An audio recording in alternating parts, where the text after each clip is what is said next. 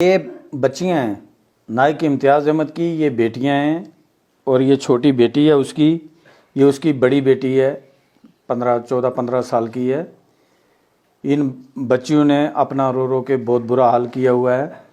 तो मैं अभी भी जो कमांडिंग ऑफिसर हैं मैं उनसे इंसाफ मांगना चाहूँगा, क्योंकि बच्चियों को इंसाफ दिया जाए। इम्तियाज़ के साथ जो हुआ वो बहुत गलत हुआ।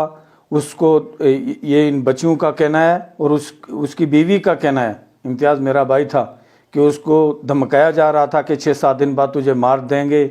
इस बच्ची ने बोला भी कि वो किसी ऑफिसर के पास भी गया था। मेरे पास मोबाइल नंबर मौजूद है, मैं कॉल रिकॉर्डिंग निकालूंगा, मैं तमाम आदमियों को ट्रेस करूंगा। अगर सीओ साहब चाहें तो मैं उनको ये नंबर देके नंबर ट्रेस करवा सकता हूं। मैं अपनी तरफ से फुल कोऑपरेट करता हूं और फैमिली की तरफ से ये फैमिली भी फुल कोऑपरेट कर रही है। लेकिन जो हालात मतलब जो तरीका हमारे साथ किया गया ये नहीं होना चाहिए था। जो दबा हमें दिया गया ये नहीं होना चाहिए था। हम इसके काबिल नहीं हैं। कमांडिंग ऑफिसर साहब से हम आज चौथा दिन है, मैं फिर रिक्वेस्ट करूंगा, मैं बार बार उनसे रिक्वेस्ट कर रहा हूं कि जनाब आप साफ और शफाफ जांच कराइए कि ऐसे वो कौन से आदमी थे जो।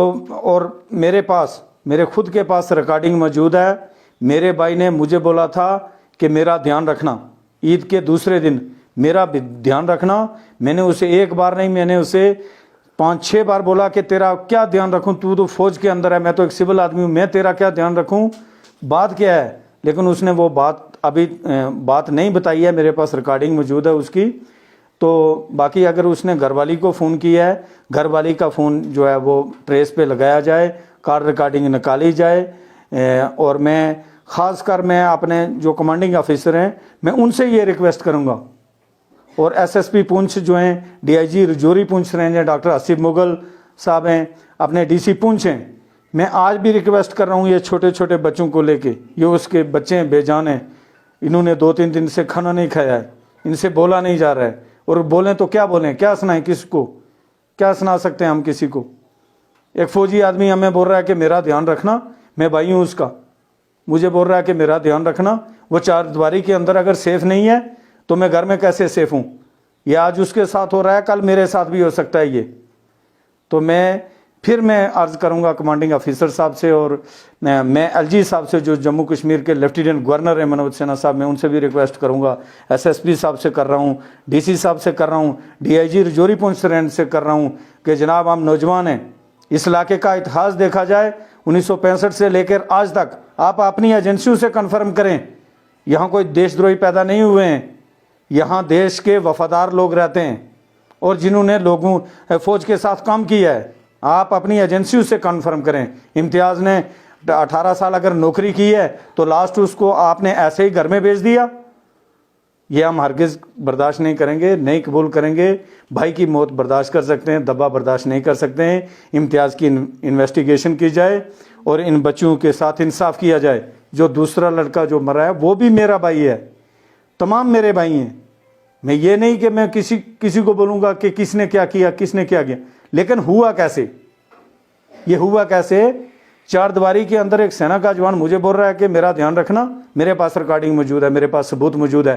अगर मुझे कोई मेरा मर्डर नहीं करता है या मेरे साथ कुछ गलत नहीं होता है तो आज भी मेरे पास है, मैं वो दे सकता हूँ। मैं सीओ साहब को दे सकता हूँ, मैं डीसी साहब को दे सकता हूँ, वो मैं एसएसपी साहब को दे सकता हूँ। अगर वो सेना के अंदर सुरक्षित नहीं है तो मैं बाहर कैसे सुरक्षित हूँ।